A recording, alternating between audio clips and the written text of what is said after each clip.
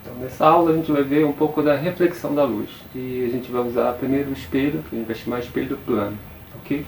Então, o que seria reflexão no espelho plano? Você tem a imagem formada a partir de um objeto. Então, aqui você tem uma vela, por exemplo, né, que seria um objeto, chamado de ó. Aqui você tem um espelho. Na ótica a gente representa o espelho, né? O símbolo seria uma reta. Aqui na vertical, por exemplo, um espelho plano seria desenhado dessa forma. E você tem aqui na frente a superfície refletora e atrás do espelho, a superfície que não é refletora. Então você tem esses ranhuros aqui, significa que atrás do espelho, aqui à frente do espelho. Okay?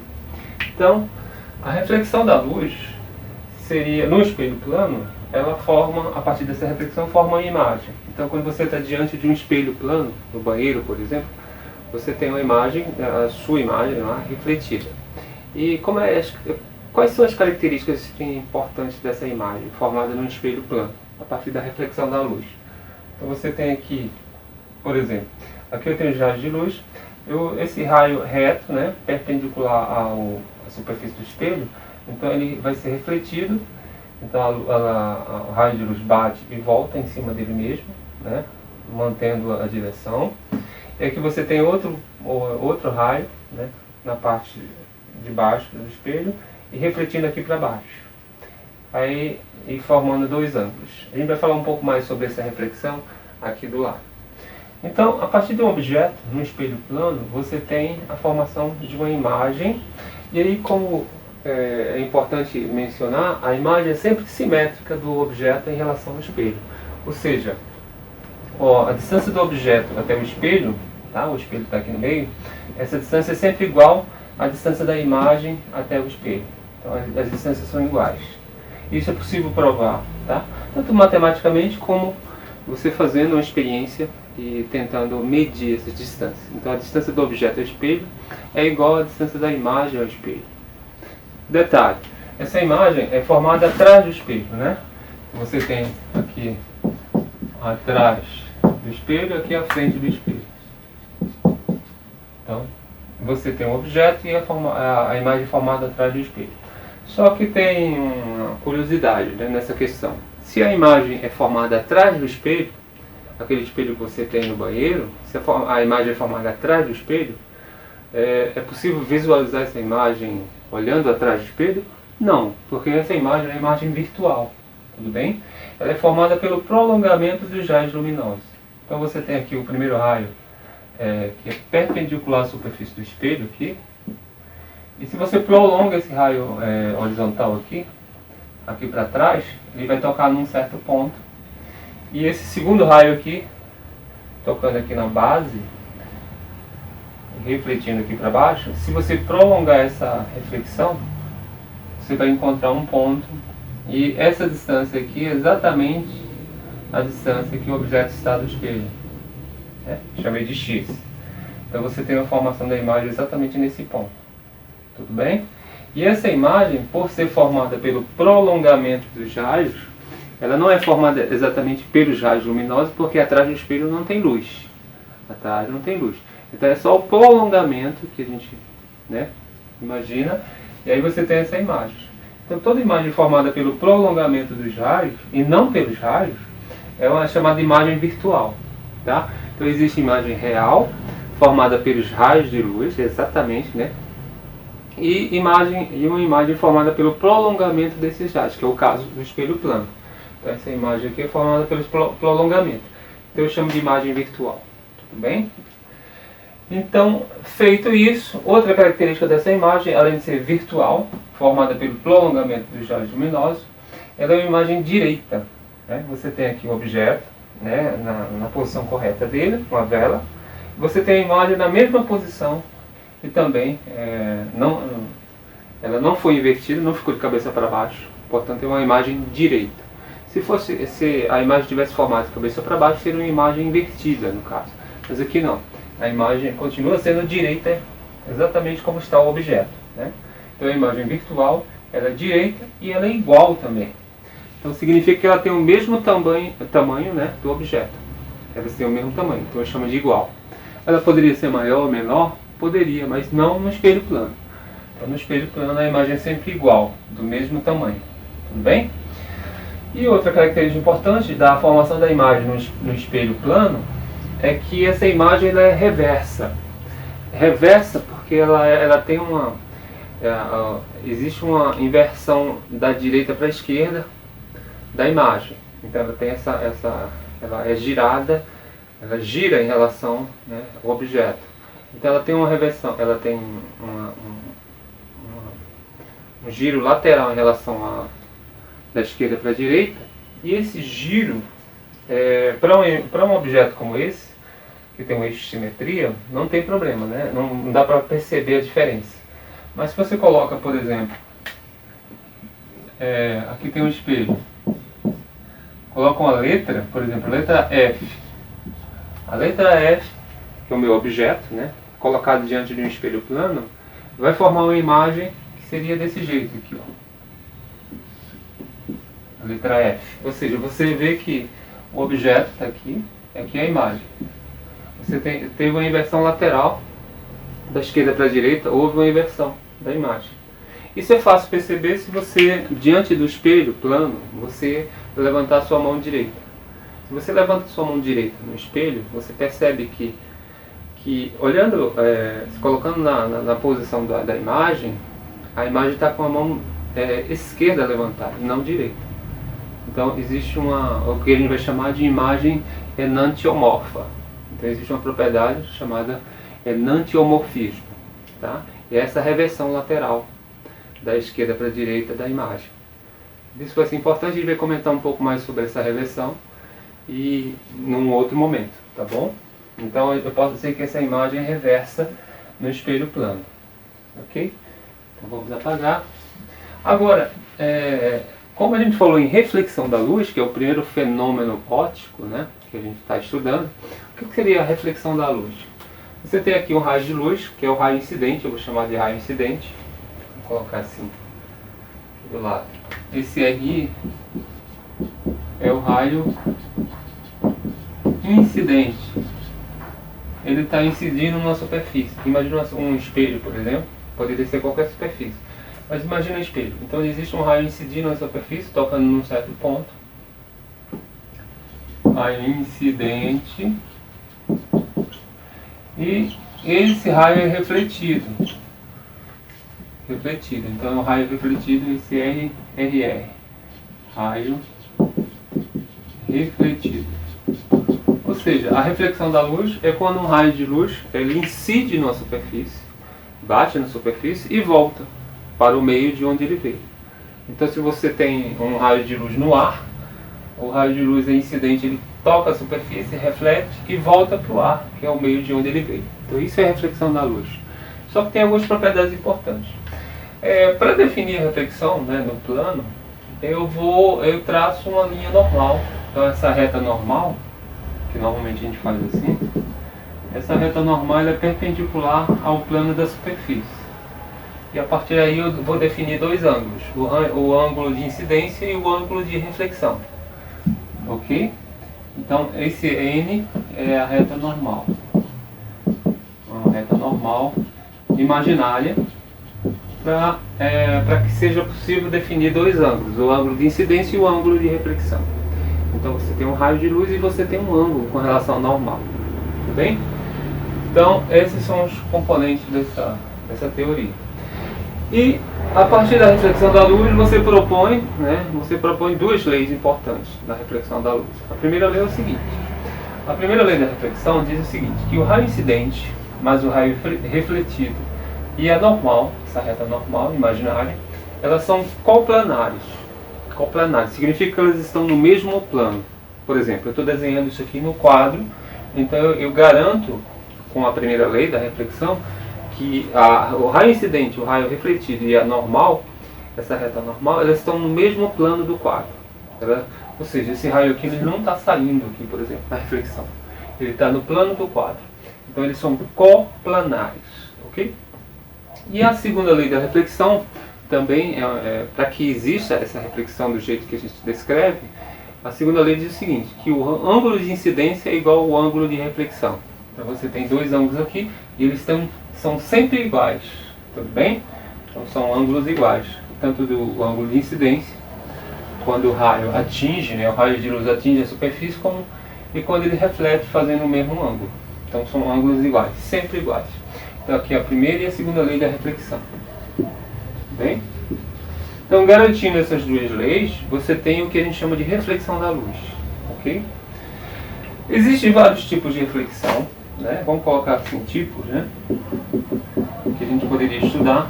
Por exemplo, a reflexão regular é quando os raios, né, que chegam paralelos numa superfície, eles vão refletir também paralelos. Então você tem a reflexão regular.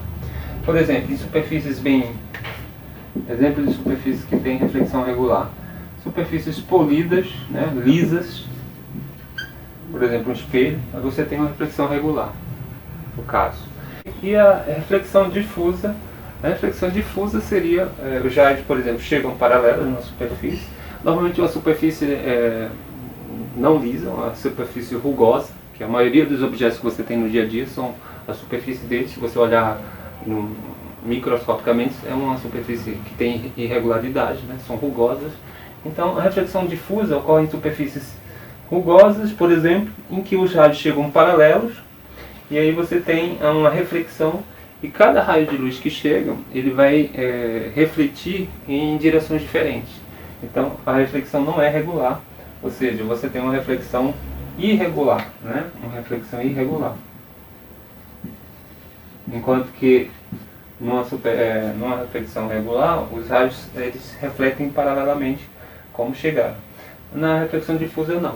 Então, essa reflexão irregular faz com que eu consiga enxergar o objeto, independente da minha posição, eu consigo enxergar um livro, né, um objeto qualquer no dia a dia.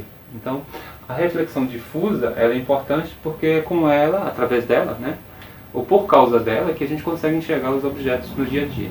Então, o ato de ver os objetos depende dessa reflexão difusa. É muito importante. Tudo bem? A gente vai também, com o tempo, falar um pouco mais dessas reflexões. Então, diante disso, a gente pode propor, num espelho plano, definir o que seria o campo visual desse espelho plano. Por exemplo, existe, no espelho plano, você tem, por exemplo, uma reflexão regular. Então, se você quiser enxergar um objeto através do espelho, no espelho plano, esse objeto tem que estar dentro de um campo visual. Porque senão, dependendo da sua posição também, você não vai conseguir enxergar um objeto através do espelho. Isso é importante. Depois a gente vai falar também sobre aplicações desse campo visual para um espelho retrovisor de um carro, por exemplo. Então é importante no trânsito o motorista consiga enxergar os veículos que estão atrás dele, né? Ou então uma motocicleta ao lado do carro. Então, através do espelho retrovisor, você tem que ter um bom campo visual, né? Dentro de um ônibus também, você tem aquele espelho, né, que o motorista consegue enxergar o que está acontecendo lá atrás do ônibus. Então, vamos colocar o espelho em duas posições. Na primeiro esquema, você tem, número 1, você tem um espelho colocado na horizontal, e aí a gente vai definir o campo visual desse espelho, de comprimento AB, na horizontal. Depois, o espelho colocado na vertical, também de comprimento AB, esse espelho, superfície refletora na frente, né? E a gente vai definir o campo visual, se você observa esse espelho, na vertical. Então, essas duas situações, a gente definir esse campo visual, que é muito importante. A gente depois, no próximo momento, a gente vai aplicar isso em uma situação do dia a dia, para definir por que é importante você definir o campo visual do espelho, e a escolha do tipo de espelho também, para esse campo visual ser maior ou menor. Então, vamos definir. Considerando um espelho plano, você vai, usando as leis da reflexão, você primeiro vai desenhar, né, fazer a reflexão nas extremidades do espelho. Então, por exemplo, vamos definir uma linha normal nas extremidades A e B. Eu vou definir uma linha normal aqui. Lembrando, né, essa linha normal, imaginária, para que você consiga definir os ângulos de incidência e de reflexão, né, em relação à linha normal. Então, nas extremidades do espelho, você define duas linhas normais. Ok? Essa aqui é normal 1, essa é normal 2, E aí você vai, nessas extremidades, aplicar a reflexão da luz, né? Vou pegar a extremidade mais próxima, a extremidade B. Imagina um raio de luz refletindo nessa extremidade, indo até seus olhos. Raio de luz. E como eu tenho essa normal número 2, eu consigo definir o raio de reflexão, né? Quer dizer, o ângulo de reflexão, R. Sabendo que ele é igual ao ângulo de incidência, do lado esquerdo dessa normal, N2, eu tenho um raio que incidiu nesse ponto, vindo do espaço, né? Assim. Esse aqui é o raio incidente, né? E aí eu defino outro ângulo igual, que é o ângulo de incidência. Então, na extremidade mais próxima de você, você tem, aplicando a definição de reflexão da luz, você tem os ângulos de incidência e reflexão. Agora a gente vai fazer a mesma coisa para a extremidade mais afastada do observador, né? Você tem um observador aqui. Aí você pega esse ponto A, é um raio de luz refletindo até seus olhos, né? Vindo de uma região do espaço. Aqui é o raio incidente, né?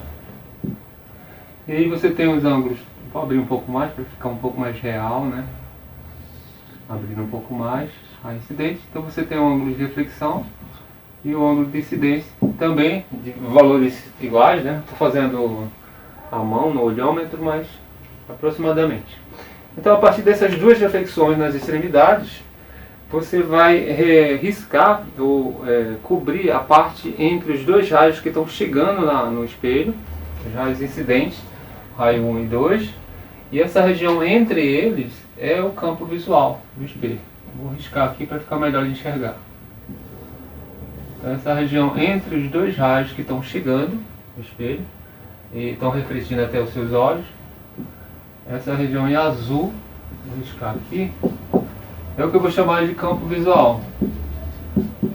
Esse é o campo visual desse espelho colocado nessa posição horizontal. Tudo bem?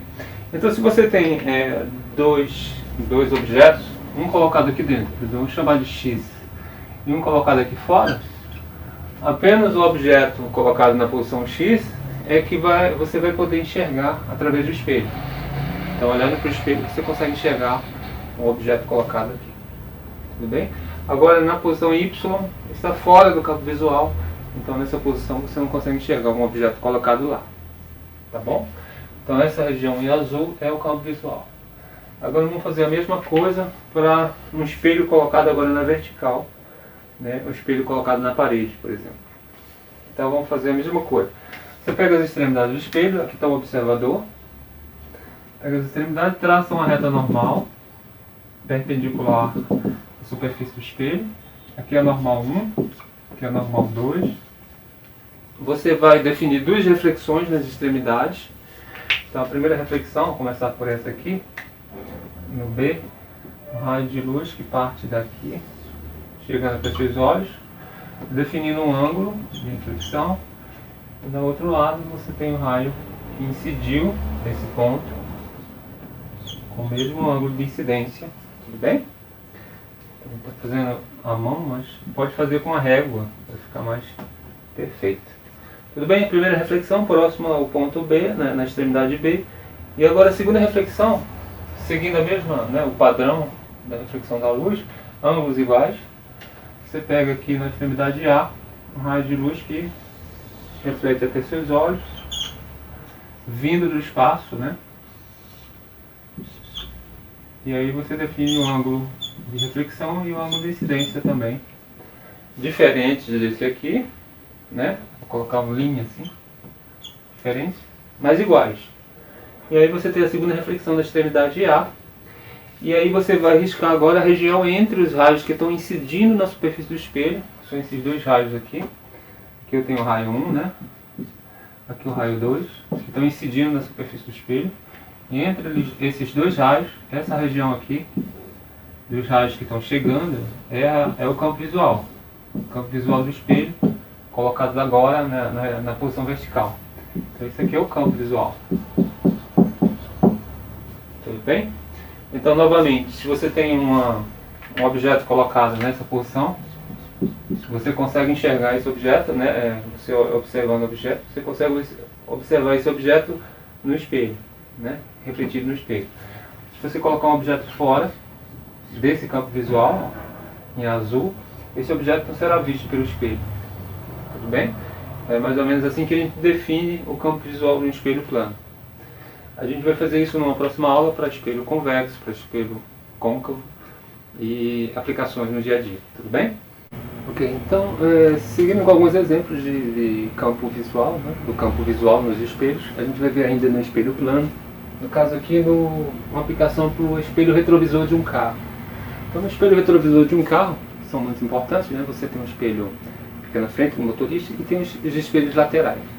Então, pegando o exemplo do espelho retrovisor lateral, imaginemos um carro aqui, né, aqui é a frente do carro, tudo bem? Aqui é o motorista, né, na posição. E aqui ele tem um espelho para que ele consiga enxergar, né, os veículos aqui na lateral, por exemplo, na lateral esquerda dele. E vamos tentar definir o campo visual desse espelho retrovisor do ponto de vista do motorista, do observador. Então, definindo esse campo visual, a gente tem uma ideia de como ele está enxergando, né, como ele vai enxergar um veículo que venha de trás, né, e aumentando a segurança dele. Então, por exemplo, como é que a gente fez um campo, considerando aqui um espelho plano, tá? Um espelho retrovisor plano. Então, considerando um espelho plano, a gente aplicou nas extremidades a reflexão da luz, né? A gente vai fazer a mesma coisa. E com essas duas reflexões, a gente definiu a área, né, correspondente ao campo visual. Então vamos fazer isso exatamente com o espelho retrovisor. Vamos considerar que o comprimento desse espelho retrovisor é de A até B, né? E eu vou traçar duas normais nas extremidades A. Então tudo à mão assim, mas aproximadamente tem uma normal aqui e uma normal perpendicular à superfície do espelho. Deixa eu só dar uma ajeitada aqui. Mais ou menos perpendicular à superfície do espelho e aqui também. Ok? E aí eu vou, imaginando que você tem um motorista aqui, os olhos dele, ele está olhando para a esquerda aqui. Então, um raio de luz refletido de fora até os olhos do motorista. Então, eu vou pegar essa extremidade B. Então, esse raio de luz refletido vindo da parte de fora do carro. Então eu vou ter um ângulo em relação a essa normal. Essa normal vou ter um ângulo alfa aqui. Aí, pela segunda lei da reflexão, você tem um ângulo de incidência e um ângulo de refração. Você tem aqui o raio incidente por esse lado, vindo de fora, e um ângulo de incidência. Ok? Então esse é o raio que incide na superfície do espelho. Agora a gente vai fazer a mesma coisa na extremidade B, desculpa, na extremidade A. Imagina um raio refletido para os olhos do motorista. Aqui. E de um raio incidente, né, vindo de fora. Então você tem um ângulo aqui. E um raio incidente vindo de fora dessa região. E refletindo aqui na extremidade A até os olhos do motorista. Então você tem definidos os raios nas duas extremidades do espelho, como a gente fez com o espelho plano, né? A gente tem os dois raios incidentes, aqui o número 1 e o número 2. Então, o que é o campo visual? É a região entre os raios incidentes 1 e 2. Eu vou deixar de vermelho a região que seria o campo visual do motorista.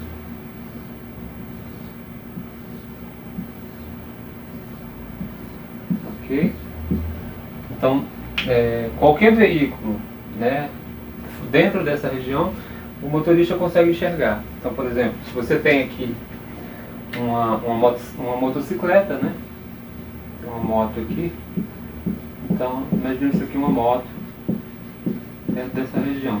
Então, o motorista consegue enxergar pelo espelho retrovisor, né, do lado esquerdo dele. Então, é possível observar essa moto. Agora, se eu tiver outra moto, aqui é a moto número 1. Se eu tiver uma moto aqui nessa região, chamar de moto, uma motocicleta, né? Motocicleta número 2. Nessa região, você tem uma região em que, por esse espelho aqui, não é possível enxergar essa moto número 2. Então ela vai estar fora do campo visual do motorista, essa moto número 2. Ele não vai conseguir enxergar por esse espelho retrovisor. Mas ele tem espelho logo à frente dele, né? Acima, e o espelho à direita dele também. Então, por isso que o carro vai ter vários espelhos para que ele consiga se orientar no trânsito, tudo bem? Mas por esse espelho à esquerda dele, ele só vai conseguir visualizar essa área aqui, que seria o campo visual dele. E para finalizar nessa parte de campo visual no espelho, vamos adiantar um pouco os espelhos esféricos, né? Você tem um espelho convexo. O espelho convexo esférico, ele tem a superfície espelhada externa, né? E o espelho esférico côncavo, a superfície espelhada é interna, é a parte interna. Então, só para comparar, você tem aqui no espelho convexo, que a superfície espelhada, que reflete, é a parte de fora. Você tem um grande campo visual, só essa parte em azul é o campo visual do espelho convexo, superfície espelhada externa. E aí ele é usado, por exemplo, para espelho retrovisor também. Tudo bem? Então tem alguns carros que colocam um pequeno espelho convexo aqui em cima do espelho plano, colocam um pequeno espelho convexo para aumentar o campo visual. Então o espelho convexo ele aumenta esse campo visual usado em espelho retrovisor. No espelho de ônibus também eles colocam um espelho convexo, aumenta o campo visual para que o motorista no ônibus ele consiga observar o que está acontecendo lá no fundo do ônibus. E o espelho esférico côncavo ele tem um menor campo visual, né? Tem um campo visual menor. Então, no caso do espelho côncavo, ele tem outras utilizações. Você tem aqui o espelho de maquiagem, que vai te dar uma imagem maior, né, aumentada. Ela amplia a imagem, mas de uma pequena área. Você tem as lanternas, que usam normalmente espelhos côncavos. Os faróis de carro também. E você tem o espelho de dentista também, que te dá uma imagem direita do dente. Então aquele espelho de dentista ele aumenta, amplia a imagem e te dá uma imagem direita e maior. Tudo bem? Então você tem aqui campos visuais do espelho convexo maior. Vai ser um campo maior, né? Comparado com o campo visual de um espelho côncavo que é bem menor. Ok? Então essas são as aplicações.